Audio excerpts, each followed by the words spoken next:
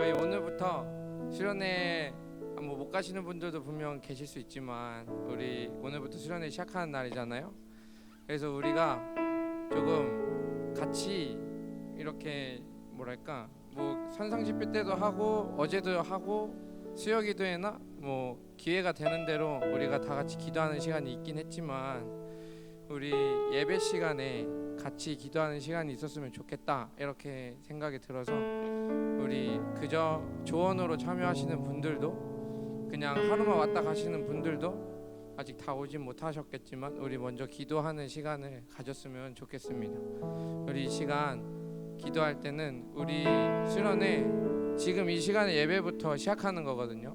사실 그러니까 우리 지금부터 우리의 열심을 다하도록 우리가 함께 기도했으면 좋겠습니다. 이 시간 기도하실 때 주님 우리가 지금부터 우리가 기다리고 기다리던 그 은혜의 때가 다가왔습니다. 주님 우리들이 이 예배를 시작으로 주님께 나아가길 소망하오니 주님 지금 이 시간으로부터 아버지 그 모든 싸움을 이기고 오직 주님 한 분만을 바라보며 우리들이 온전한 마음으로 주님만을 바라보고 예배할 수 있도록 주여 인도하여 주시옵소서. 우리들의 수련회를 향한 마음과 그곳에서의 아버지 우리들의 소망을 드리면서 우리 함께 주여 한번 외치고 기도하며 나아가시겠습니다. 주님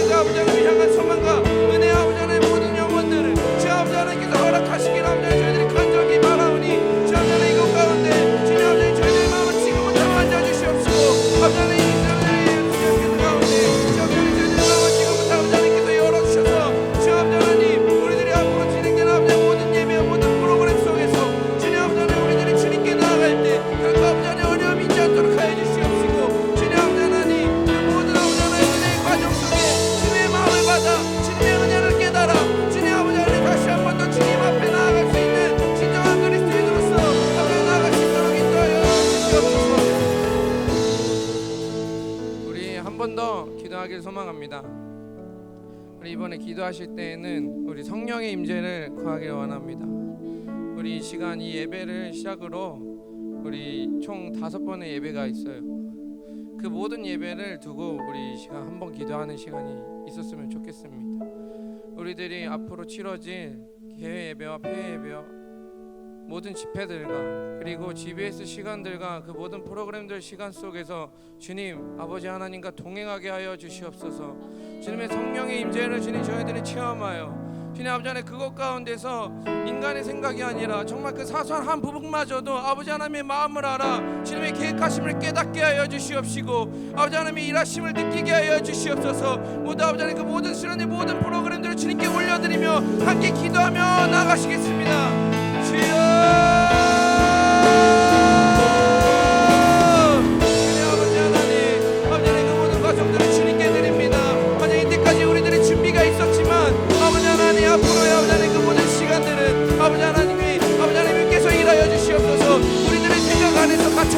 아버지 하나님 그 모든 과정들을 드리는 것이 아니라 정말 아버지 하나님 저희들의 모든 아버지 하나님 노력들과 아버지 하나님 저희들이 모두 할 수 있는 그 모든 것들을 하였으니 주님 지금 이 시간부터 아버지 하나님께서 일하시오 주님 아버지 하나님 그 성령님께서 일하시는 아버지 그러한 역사가 있는 수련회로 아버지 하나님을 저희들이 나아갈 수 있도록 인도하여 주시옵소서. 아버지 하나님 이 시간 우리들이 예배하며 나아갑니다. 이 시간 예배부터 아버지 하나님 축원하여 주시옵시고 아버지 하나님께서 만져주시옵시고 주님께서 지내오셔서 모든 과정 속에서 주님의 임재가 드러나는 그런 예배로 주님께 나아갈 수 있도록 주여 인도하여 주시옵소서.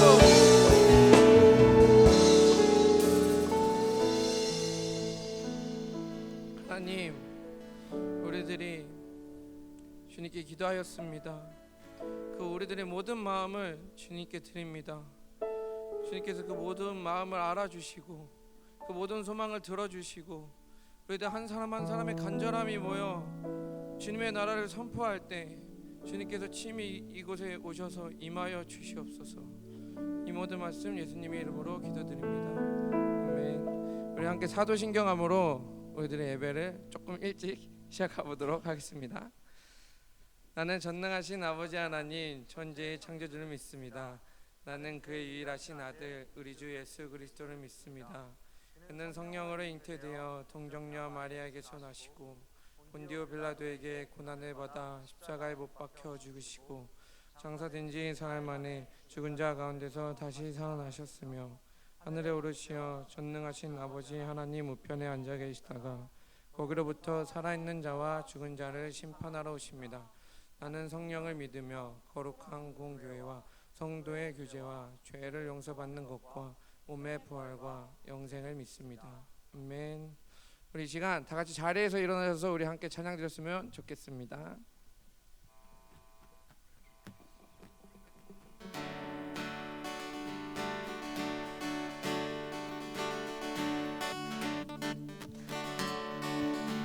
주를 앙모하는 자 올라가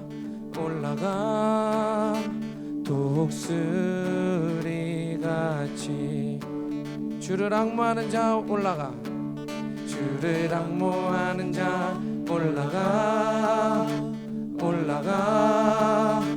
독수리같이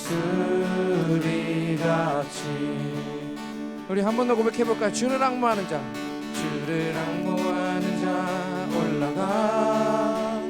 올라가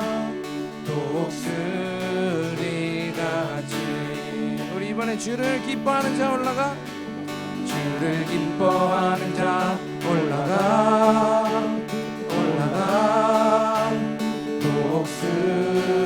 독수리같이 모든 싸움 이기고 근심 걱정 벗으는 올라가 독수리같이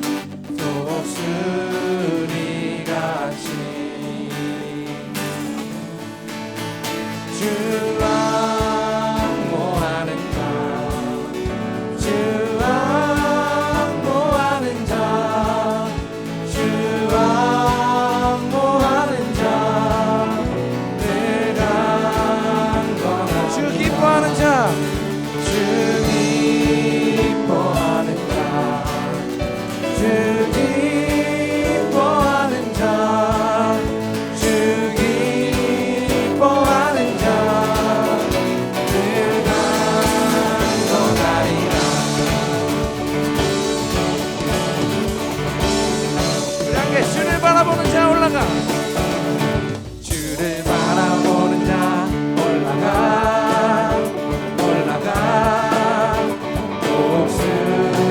독수리같이 주를 사랑하는 자 올라가 독수리같이 모든 싸움 이기고 근심 걱정 벗으는 올라가 모든 싸움 이기고 근심 걱정 벗으는 올라가 모든 싸움 이기고 근심 걱정 벗으는 올라가 마지막으로 모든 싸움 이기고 근심 걱정 벗으는 올라가 독수리같이 주 바라보는 자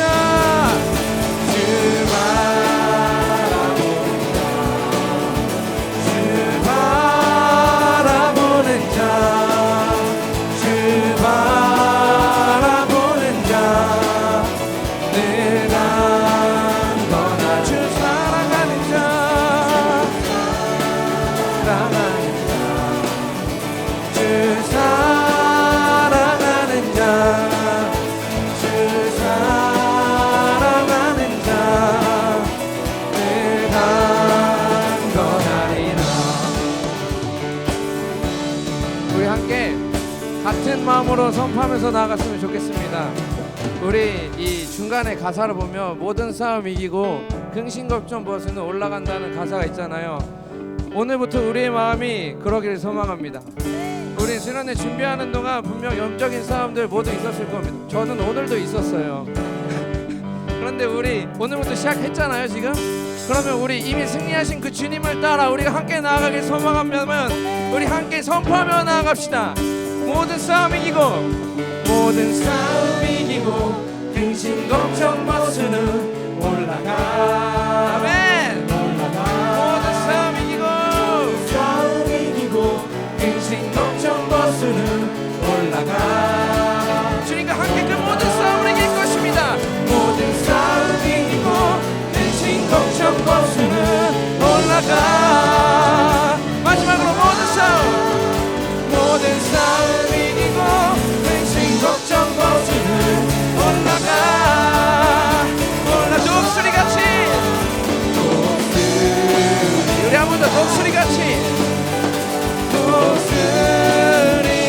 우리 한 번 더 독수리같이 마지막으로 선포합시다. 독수리같이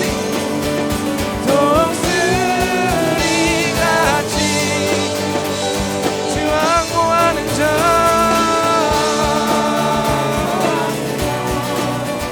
주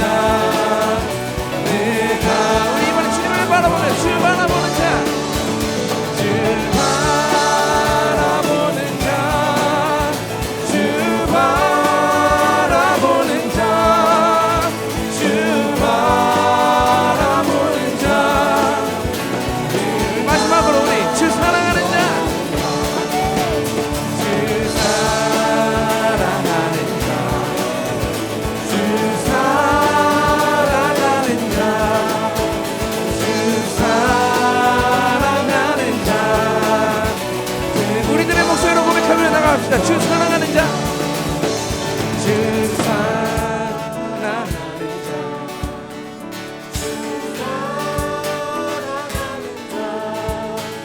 주 사랑하는 자.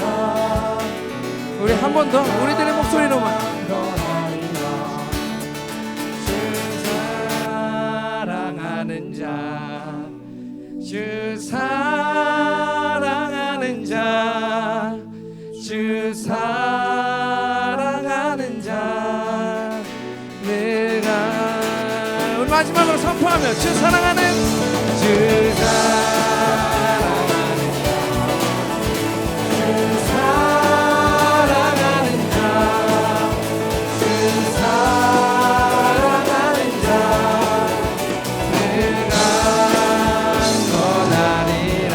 아멘. 우리는 언제나 함께 하시는 주님께 영광의 박수 올려드립니다. 할렐루야. 주 항모하는 자, 주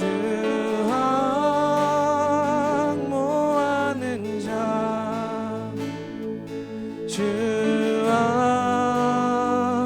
항모하는 자. 내가 주 바라보는 자, 주 바라보는 자, 주 바라보는 자, 주 바라보는 자. 내가 원하리라.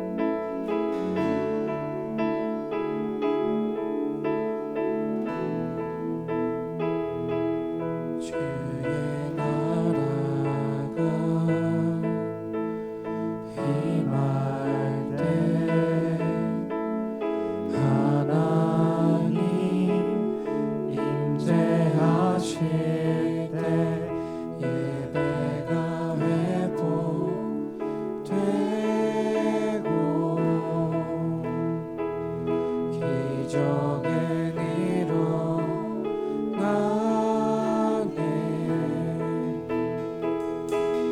전능하신 주 영원하신 능력의 통치자 자유가 선포되어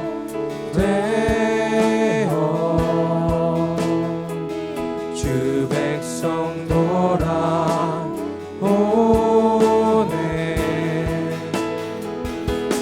하나님 나라 임하소서. 영광과 존귀 능력과 위엄 놀라운 사랑의 기적의 하나님 지금 이곳에 오소서. 아멘. 우리들이 동일한 마음으로 주님을 찬양할 때 지금 이 시간 이곳에 주님이 임하실 것입니다. 주의 나라가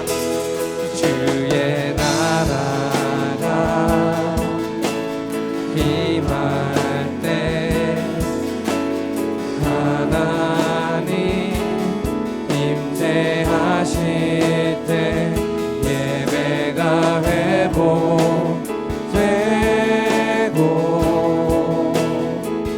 기적은 일어나네. 전능하신 주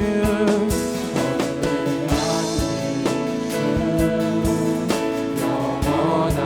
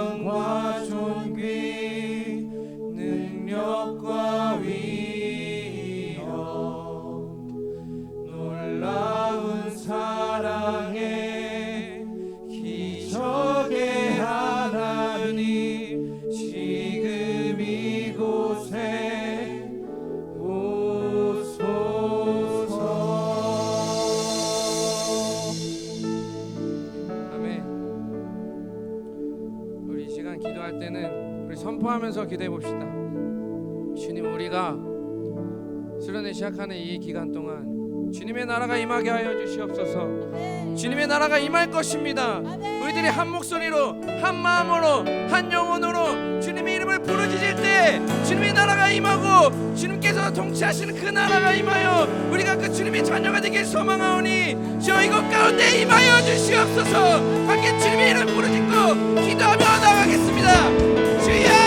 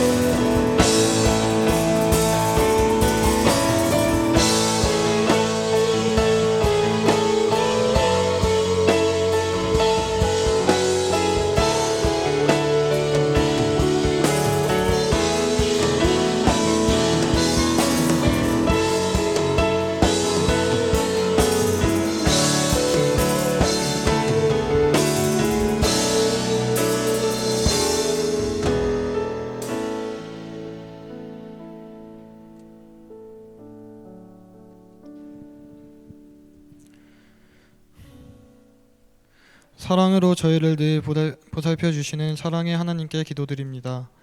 하나님, 현재 저희는 저희를 위해 목숨까지 버리신 예수님의 자녀임에도 불구하고 타인을 사랑하고 아끼기보다는 자기 자신만을 위해 살아갈 때가 많습니다.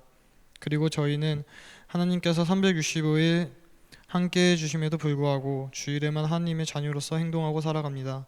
하나님, 이렇게 망각하고 살아가는 저희를 용서하여 주시옵소서. 하나님, 서로에 대한 관심과 사랑이 점점 없어지는 이때에 저희가 하나님의 자녀로서 사랑을 행동으로 실천하는 사람이 되게 하여 주세요. 하나님, 요즘 저희는 많은 고난에 봉착하여 삽니다. 내부적으로는 타인보다 뒤떨어질 수 있다는 압박감, 막연한 미래에 대한 두려움에 살고 있습니다. 또한 세상의 분위기는 물리적으로나 정신적으로나 서로를 다치게 하기 바쁜 세상에 살고 있습니다.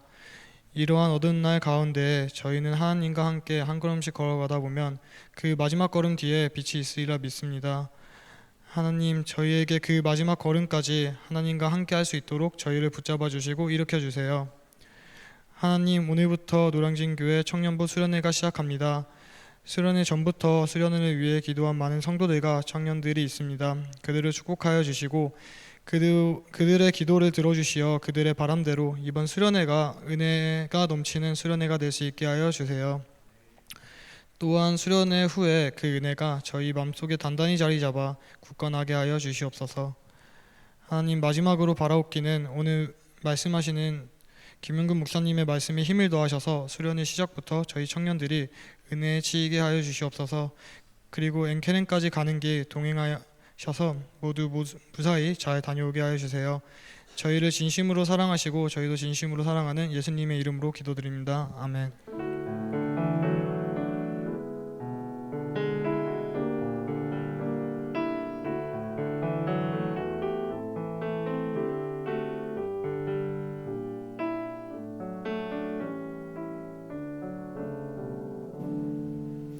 네, 가능하신 분들은 자리에서 일어나셔서 함께 봉헌하겠습니다.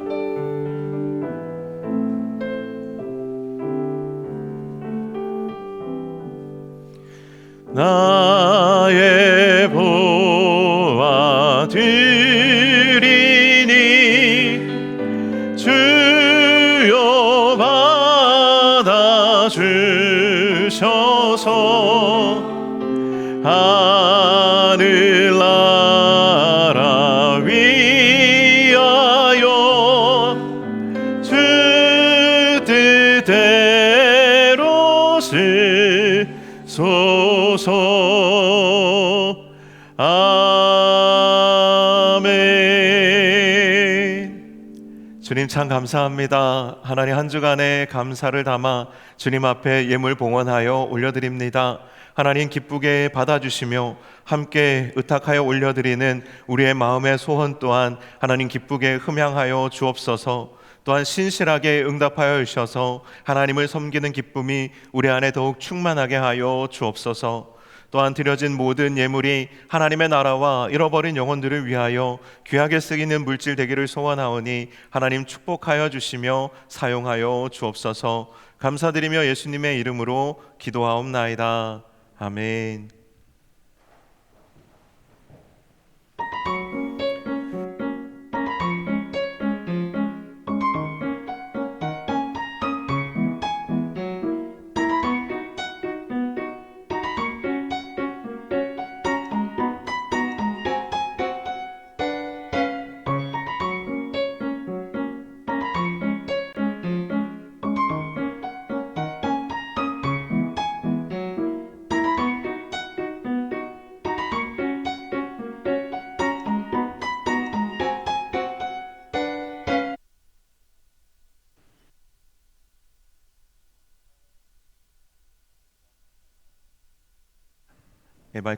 네, 네, 지난 목요일에 우리 이일돌의 정은혁 형제 외조모님께서 별세하셨습니다.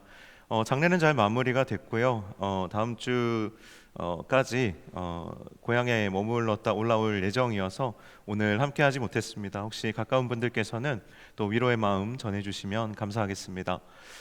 여러분 보신 것처럼 이제 오늘부터 수련회가 시작이고 이 자리가 어떻게 보면 수련회 개회 예배에 해당하는 그런 자리라고 볼 수 있습니다.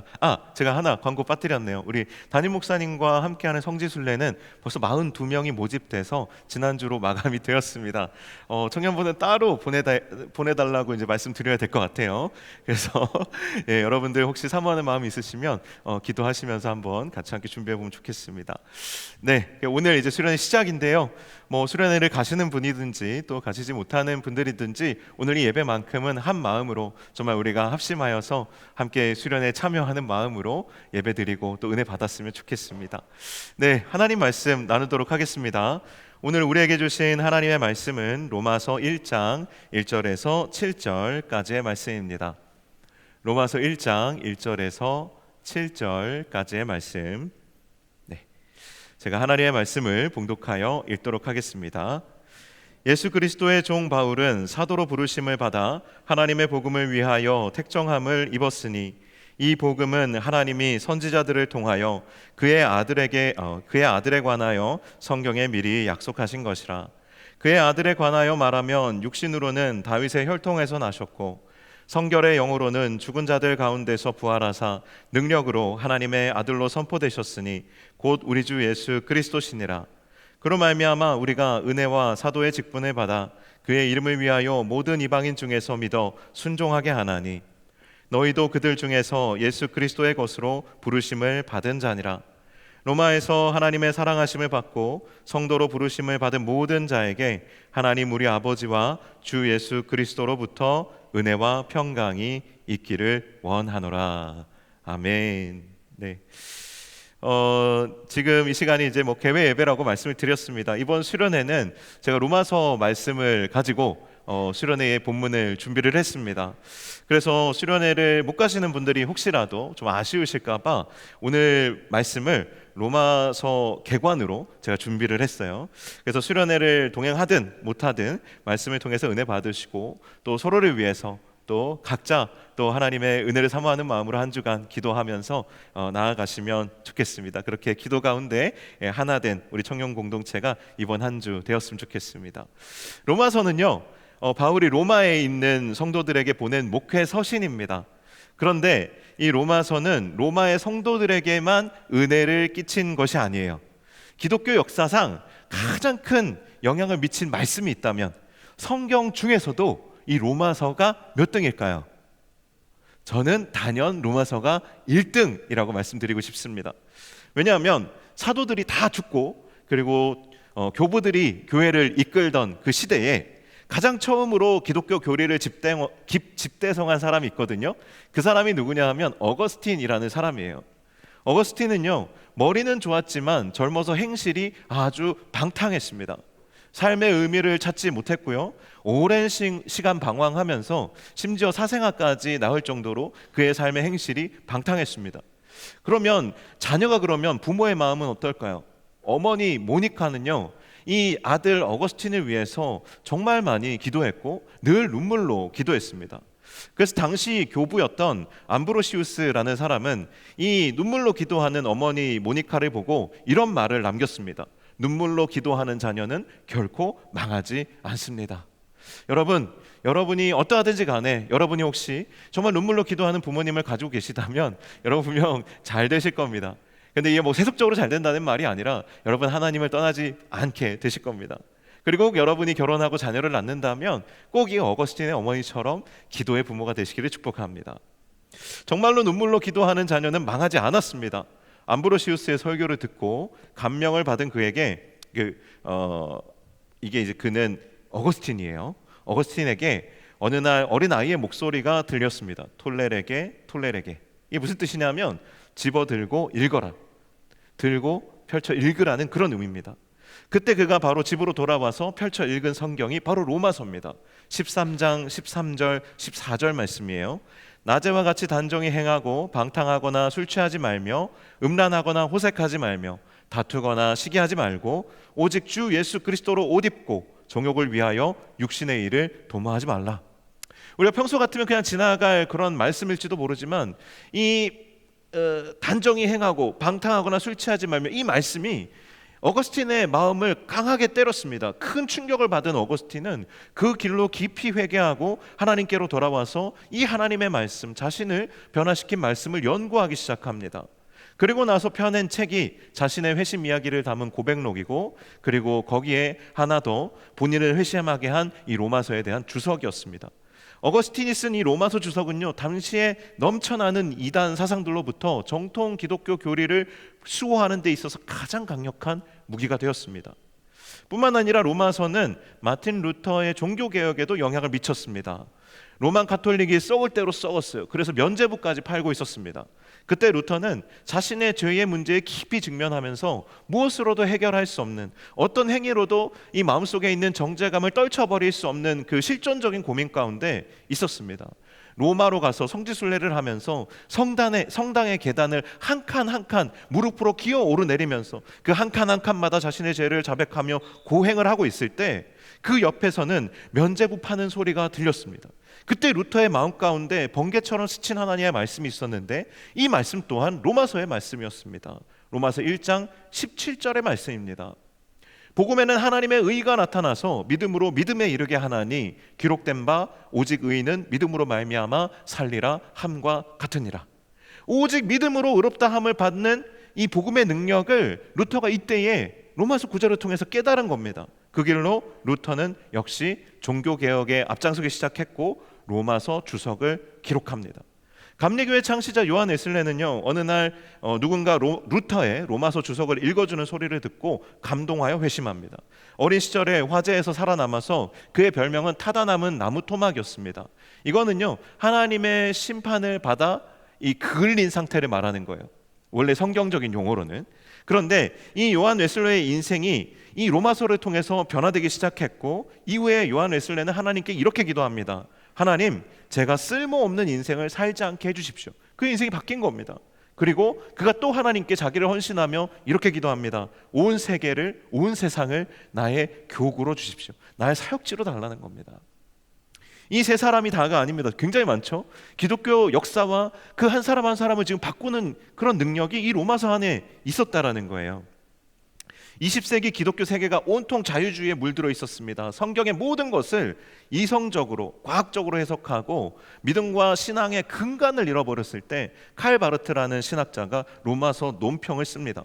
그것을 통해서 자유주의자들을 반박하고 복음에 나타난 그 하나님의 사랑과 의의를 변증하기 시작합니다. 로마서를 통한 그의 논평이 얼마나 그 당시에 센세이셔널했는지 자유주의자들은 이 로마서 논평에 대해서 자유주의 신학자들의 놀이터에 떨어진 핵폭탄이다라고까지 말했습니다. 로마서는 이렇게 기독교 역사를 여러 번 뒤집어 놓은 책이고요, 또 교회가 부패하고 신앙의 열기가 꺼져갈 때마다 그 불을 다시 지피는 역할을 했던 강력한 책이었습니다. 바울이 최초에 이 로마서를 기록한 목적이 여러 가지가 있습니다. 그런데 그 중에서 가장 중요한 목적이 있다면 그것은 복음과 믿음에 대한 변증을 하는 것입니다. 사람들이 이것을 이해할 수 있도록 설명하는 것이었습니다. 쉽게 이야기해서 무엇이 진정한 복음이고 무엇이 진정한 믿음인가라는 이 질문에 대해서 로마 교인들 간에, 로마의 교회의 교인들 간에 논쟁이 있었는데 이것에 대해서 이 바울이 응답한 것이라는 거죠. 로마 교회는요, 다른 초대 교회들과는 구별되는 아주 독특한 특징이 있습니다. 로마 교회는 다른 초대 교회들은 대부분 사도들이 이 교회를 개척했어요. 그런데 로마에 있는 이 로마 교회는 사도들이 개척한 교회가 아닙니다. 자생적으로 생겨난 교회입니다. 어떤 계기가 있어서 이 교회가 생겨나게 되었을까요? 보통 신학자들은 이렇게 이야기합니다. 우리가 사도행전을 읽어보면 사도행전 2장에 그 성령 강림 사건이라는, 오순절 성령 강림 사건이라는 강력한 하나님의 임재가 나타나는 그런 사건이 있습니다. 그걸 계기로 예루살렘에 모여 있던, 그 유월절을 지키기 위해서 유월절 때문에 예루살렘에 왔던 그런 사람들이 베드로의 설교를 통해서 이 오순절 사건을 경험하고 베드로의 설교를 통해서 5천 명이 회심하는 사건이 있었습니다. 거기에 이제 외국에서 온 유대인 디아스포라들이 많이 있었는데 이들이 로마로 돌아가서 이 로마 교회를 세웠을 것이다. 보통 이렇게 많이 추측합니다. 그래서 로마 교회는 정식으로 사도들로부터 가르침을 받은 적은 없지만 자생적으로 성장하고 있는 교회였고, 유대인들로만 구성된 교회가 아니라 헬라인들, 곧 이방인들과 함께 서로 섞여 있는 그런 교회였습니다. 이 로마 교회의 두 번째 특징이 로마서 마지막 부분인 로마서 16장에 많이 나타나 있습니다. 거기에는 바울이 안부를 전하는 20명이 넘는 사람들의 이름이 기록되어 있는데요, 이 사람들이 자세히 이 부분을 읽어보시면 한 대여섯 그룹, 일곱 그룹으로 분류가 되어 있습니다. 그런데 우리가 보통 사람의 이름을 보면 그 사람의 출신을 대략 짐작할 수 있잖아요. 예를 들어서 저는 안동 김씨인데 그러면 이제 안동이랑 뭐 어쨌든 연관이 있을 거 아니에요, 그렇죠?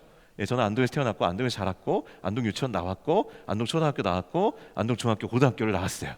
그러니까 뭐 이렇게 설명해 주는 것들이 많이 있잖아요, 그죠? 이름이 예를 들어서 다나카였어요. 물론 이제 연예인 다나카는 한국 사람이지만 이름을 들으면 그 사람이 일본과 연관이 있다는 걸 알 수 있죠. 그런 것처럼 사람들의 이름을 보면 거기에 이 사람의 출신이나 이 사람의 신분이나 이런 걸 알 수가 있어요. 그런데 보면 당시 로마 교회는 여러 개의 가정교회로 나누어져 있음을 알 수가 있고, 그 가정교회는 주로 이제 유대인들은 유대인끼리, 그리고 헬라인들은 헬라인들끼리, 그리고 자유인들은 자유인들끼리, 노예들은 노예들끼리, 대략적으로 이렇게 완전히 경계가 칼 같은 것은 아니지만 대략적으로 그렇게 나뉘어져서 여러 개의 6, 7개의 가정교회로 구성이 되어 있다는 것을 알 수가 있습니다.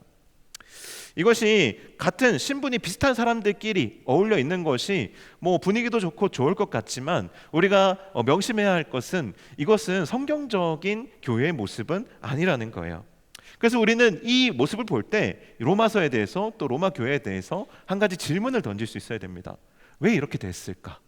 왜 로마 교회는 서로 이제 비슷한 사람들끼리 모여서 예배를 드리게 되었을까? 이 질문을 갖고 로마서를 읽게 되면 로마서가 조금 다르게 보일 것이고 조금 더 이해하기 쉽게 여러분에게 다가올 겁니다.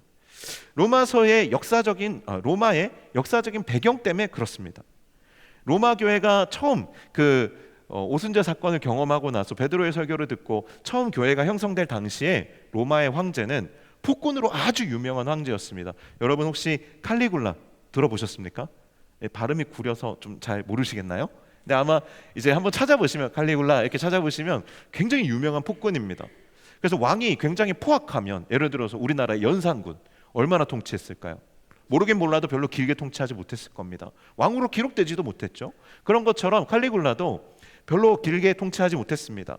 자기에게 가장 가까이 있는 측근들에게 살해를 당하게 됩니다.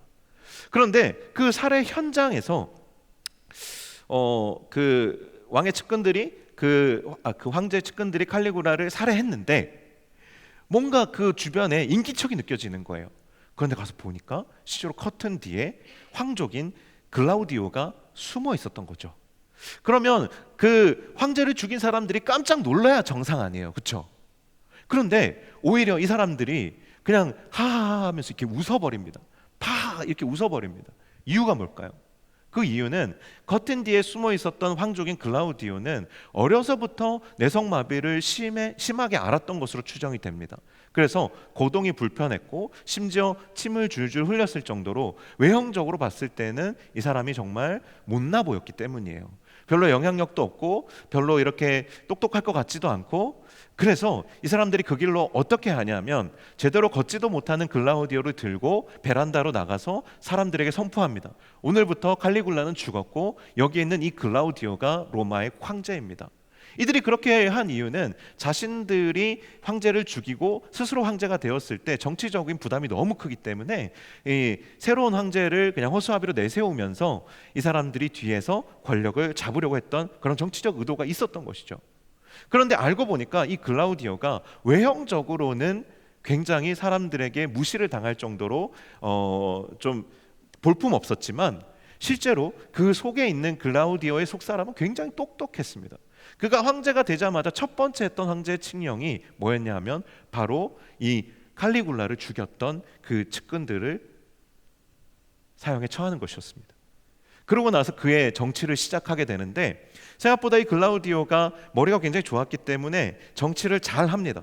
그런데 이때 역사적인 반전이 일어나는 거예요. 당시에 로마의 인구가 100만 명 정도 되었습니다. 100만 명 정도.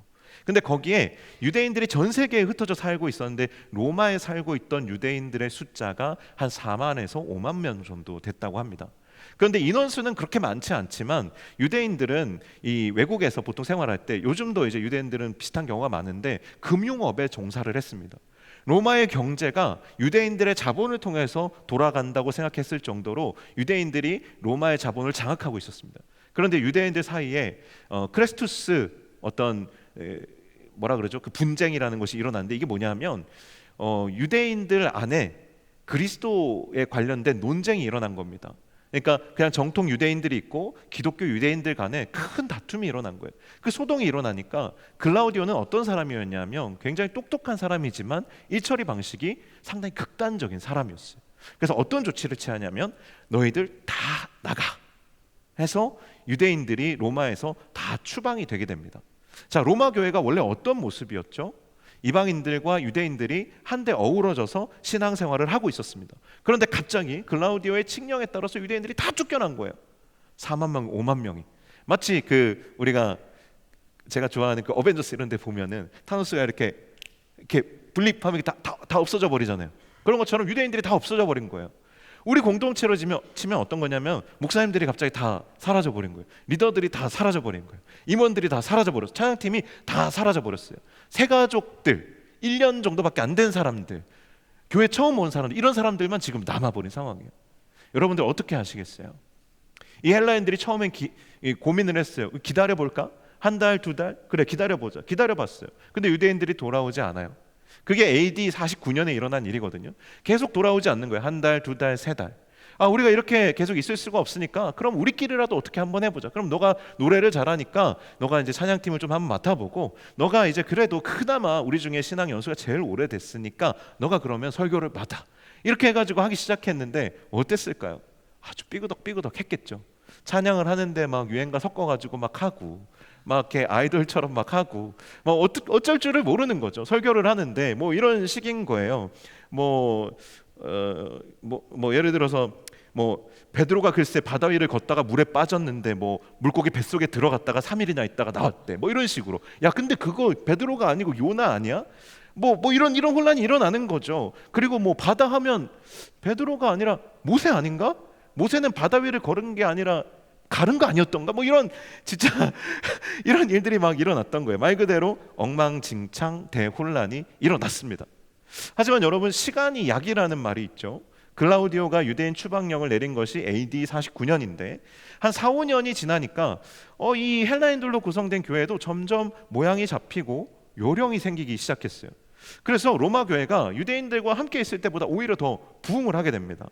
그런데 바로 그때 예상치 못한 일이 또 발생을 하는데, 유대인들을 추방했던 글라우디오가 죽고 AD 54년에 네로 황제가 즉위를 한 겁니다.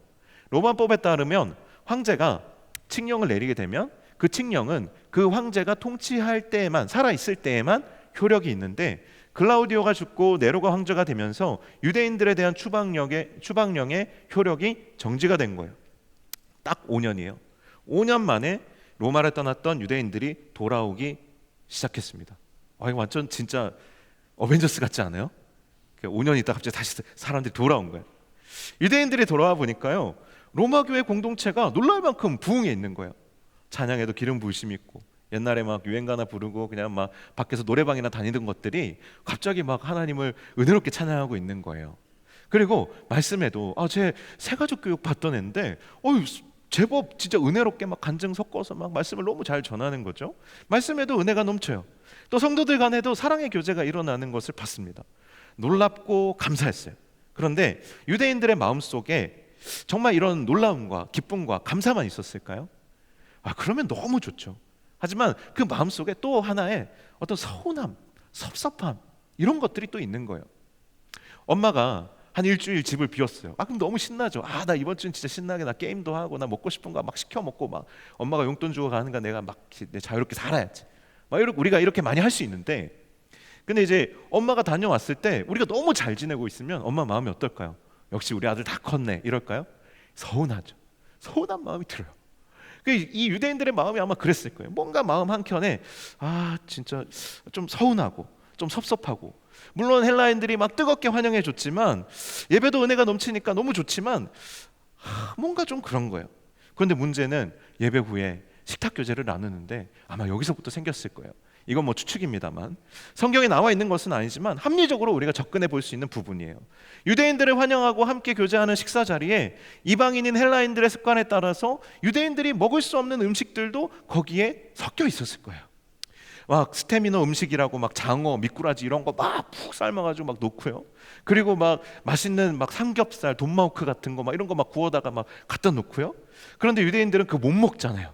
그거 다 부정한 짐승들이라고 보거든요. 그래서 안 먹는데 그 유대인들이 그걸 보고 기겁을 하는 거예요. 야, 너네 코셔 몰라? 코셔? 야, 너네 이런 걸 먹으면서 너네 진짜 그리스도인이라고 하고 다녔던 거야. 막 난리가 나는 겁니다.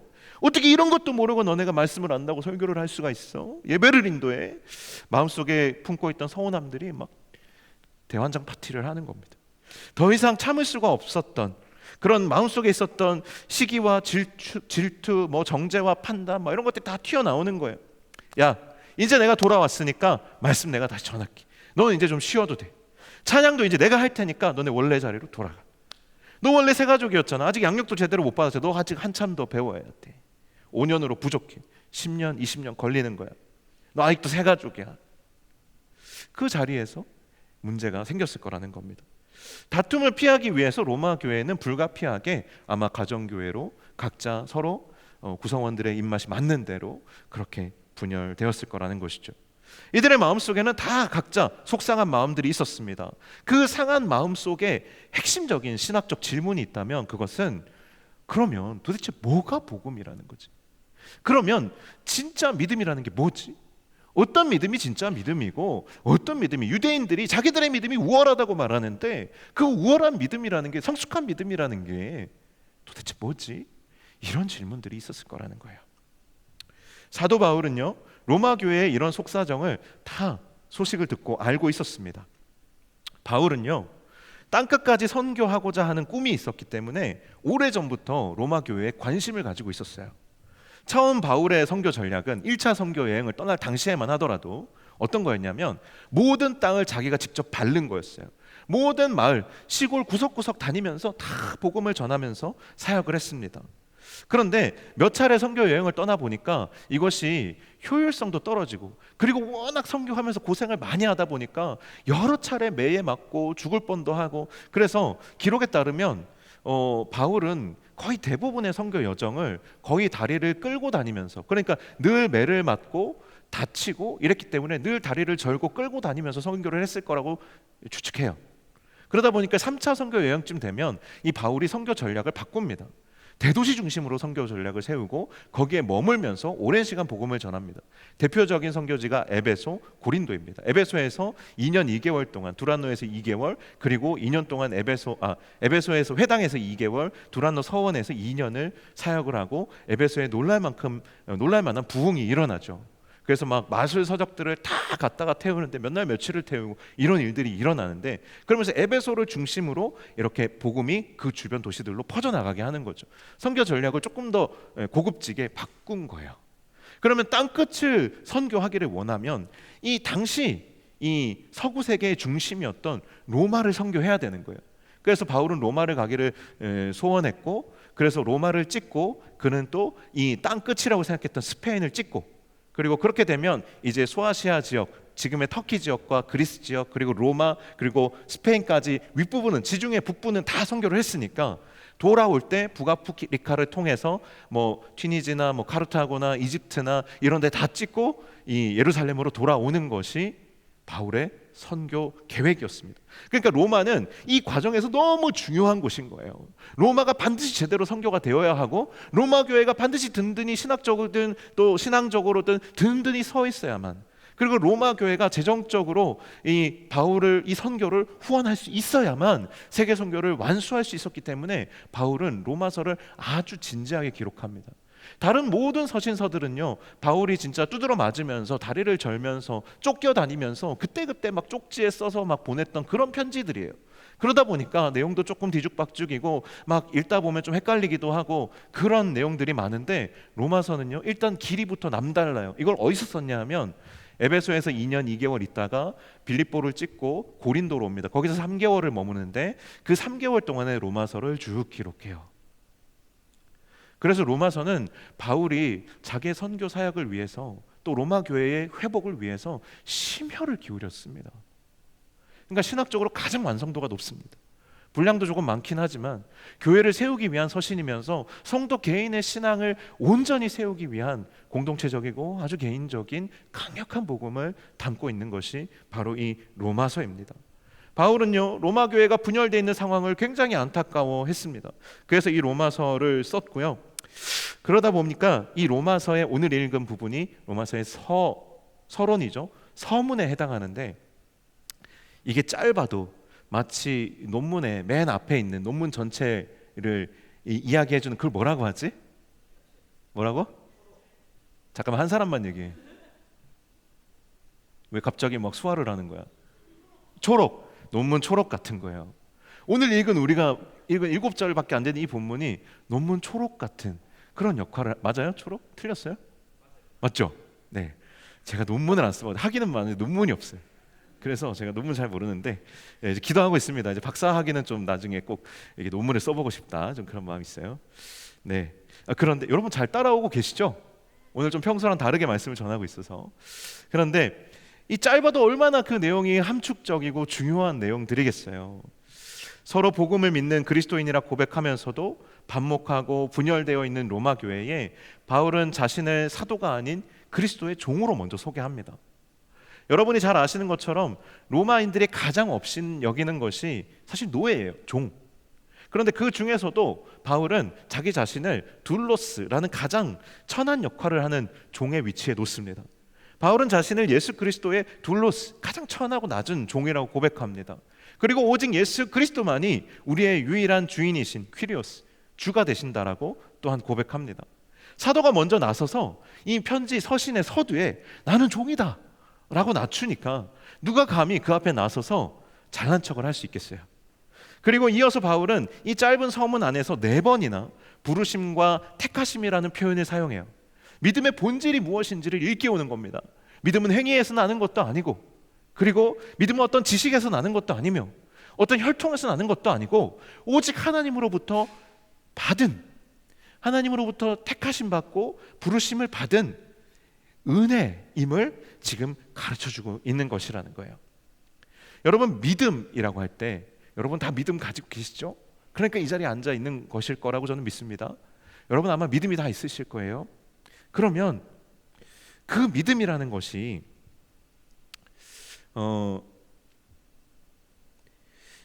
그 믿음이라는 것이 여러분이 만들어내신 거예요? 아니면 하나님이 주신 거예요? 이 질문이 굉장히 중요합니다. 내가 불안하기 때문에 강하게 붙잡는 것을 믿음이라 할 수 있을까요? 내가 강하게 믿고 한강대교가 아니라 물리로 걸으면 걸어질까요? 아니죠. 아, 오늘 나 기분이 너무 좋아. 나 오늘 여기서 그냥 걸으면 저 2층 테라스까지 그냥 걸어서 그냥 이렇게 날아서 올라갈 수 있을 것 같아. 날 수 있을까요? 그렇지 않다라는 거죠. 우리가 믿음에서 믿음으로 이르게 하는 그 하나님 말씀하시는 믿음이라는 것은 우리가 하나님으로부터 은혜의 선물로 받는 것이라는 것을 오늘 이 바울은 서문에서 간접적으로 언급하고 있는 겁니다. 로마서 4장으로 우리가 잠시 갔다 오겠습니다. 로마서 4장을 보면요, 바울은 이 아브라함과 다윗의 예를 통해서 믿음에 대해서 조금 더 구체적으로 설명합니다. 믿음의 조상이라고 하는 아브라함은요, 갈대아 우르에서 75세의 부르심을 받았습니다. 전승에 따르면 그는 우상을 깎아 만들어 파는 우상 세공인이었습니다. 그는 부자였어요. 그렇게 추정합니다. 아쉬울 것이 없었습니다. 하지만 그에게는 큰 아픔이 있었는데 자식이 없는 거였습니다. 이것은 고대 사회에서 자식이 없다는 것은 자신의 가업을 이을 사람이 없다는 것이고, 아무리 내가 돈을 많이 벌어도 뭐 그것을 물려줄 자식이 없다는 것 자체가 너무 허망한 것이었다는 거예요. 내가 아무리 애써도 그거 그냥 내가 죽으면 다 끝나는 거예요. 그러니까 아브라함이 75세에 정말 이러한 자신의 삶을 돌이켜보면서 너무 허망함을 느끼고 있었어요. 삶에 대해서 절망하고 있었습니다. 그때 하나님이 아브라함에게 너는 본토 친척 아비 집을 떠나 내가 내게 지시할 땅으로 가라고 말씀하신 거예요. 그리고 아브라함에게 복을 주겠다고 약속하세요. 너로 큰 민족을 이루게 하겠다. 이게 아브라함이 먼저 믿음을 가지고 하나님 찾은 것이 아니고 하나님이 그를 찾아와 주셨기에 그의 안에 믿음이 생겼어요. 이게 믿음의 원리라는 거예요. 다윗이요, 로마서 4장에 보면 시편의 다윗의 고백을 인용해서 다윗을 직접 언급하지는 않지만 정말 우리가 구원받는 믿음의 원리에 대해서 설명하는데, 다윗도 마찬가지예요. 그가 죄악 가운데 있을 때 하나님께서 나단 선지자를 보내셔서 그가 자기의 신하의 아내를 탐하고 강간하고 빼앗았죠. 그래서 한 번에 3가지 죄를 졌습니다. 살인죄를 짓고 또 다른 사람의 소유를 탐내는 그런 죄를 짓고 그것을 빼앗는 도둑질의 죄를 짓습니다. 그런데 이 죄를 해결하지 못해서 고통스러워하고 있을 때 하나님께서 나단 선지자를 보내서 그에게 회개할 수 있는, 돌이킬 수 있는, 회복될 수 있는 기회를 주셨어요. 다윗이 먼저 그 길을 찾은 것이 아니고 하나님께서 그에게 길을 주셨어요. 다윗이 회복된 믿음 또한 하나님이 주신 택하심과 부르심의 은혜로부터 시작됐다라는 거예요. 바울 자신은 어떨까요? 로마서에는 바울 자신에 대한 기록은 없지만 바울 자신에 대한 기록이 사도행전에 다 기록되어 있죠. 바울에 대한 기록이. 바울 또한 어떤 사람이었습니까? 하나님을 대적하던 사람의 대표적인 사람이었어요. 그런 바울에게 하나님이 주신 믿음은 이런 거예요. 그는 평생 정말 그 자신이 하나님을 믿고 나서 돌이켜 봤을 때 하나님을 대적하는 사람이었어요. 심지어 예수 그리스도를 부인했을 뿐만 아니라 예수 그리스도를 믿는 사람들을 죽이기 위해서 당시 고대 세계를 여행했던 사람이에요. 그리스도인들을 박해하고 죽이기 위해서 앞장섰던 사람이에요. 많은 그리스도인들이 그로 인해서 사로잡히고 죽임을 당했어요. 바울의 이름은 당시에 그리스도인들 사이에서 악명이 높았습니다. 비방자요, 폭행자였어요. 박해자였습니다. 그런 그를 다메섹으로 가서 거기서도 그리스도인들을 잡아 죽이려는 그런 바울을 하나님께서 다메섹 도상에서 가는 길에 만나 주셨어요. 바울이 거기에서 극적으로 회심하게 됩니다. 바울이 믿었습니까? 바울 안에 믿음이 있었습니까? 아니에요. 하나님이 그를 만나 주심으로, 그를 택하시고 불러 주심으로 그에게 믿음이 생겼습니다.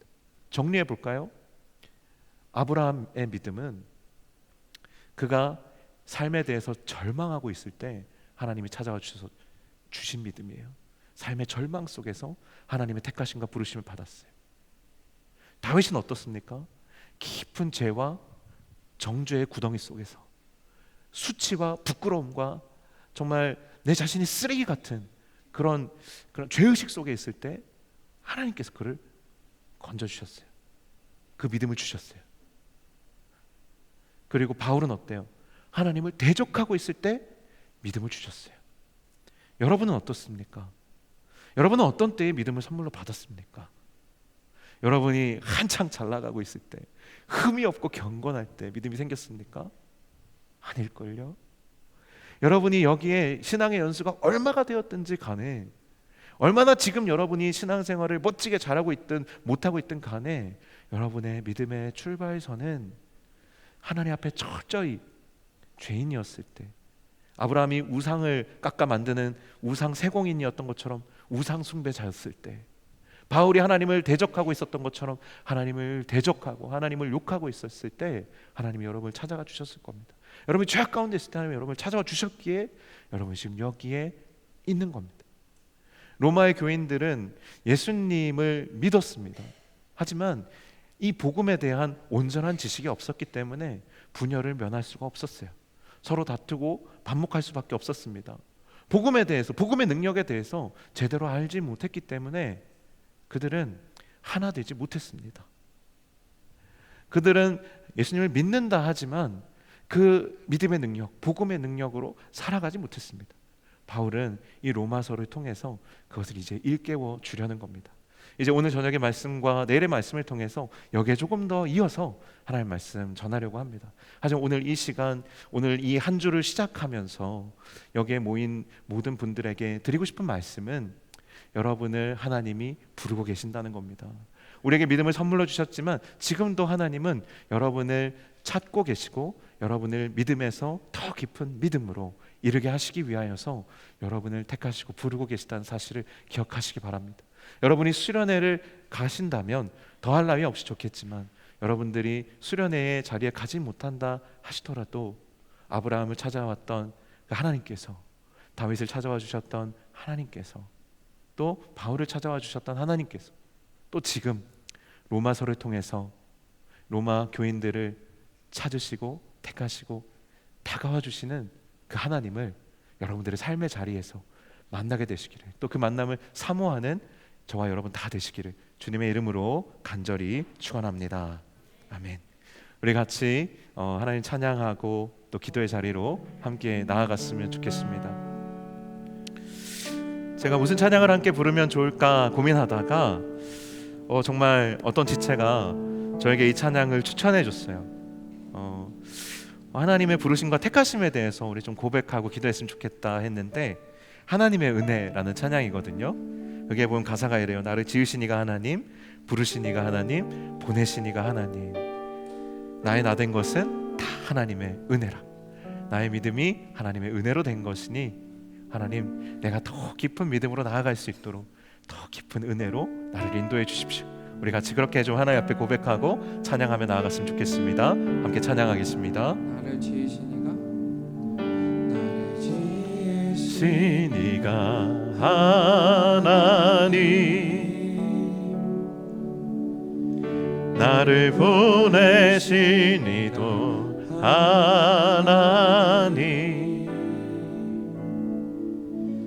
나를 보내신 이도 하나님, 나의 나 된 것은 다 하나님 은혜라. 나의 달려갈 길 다가도록, 나의 마지막 호흡 다하도록, 나로 그 십자가 품게 하시니, 나의 나 된 것은 다 하나님 은혜라. 한량없는 은혜, 한량없는 은혜, 갚을 길 없는 은혜, 내 삶을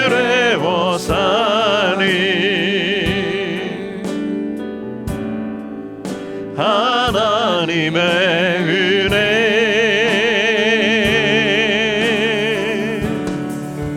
나 주저함 없이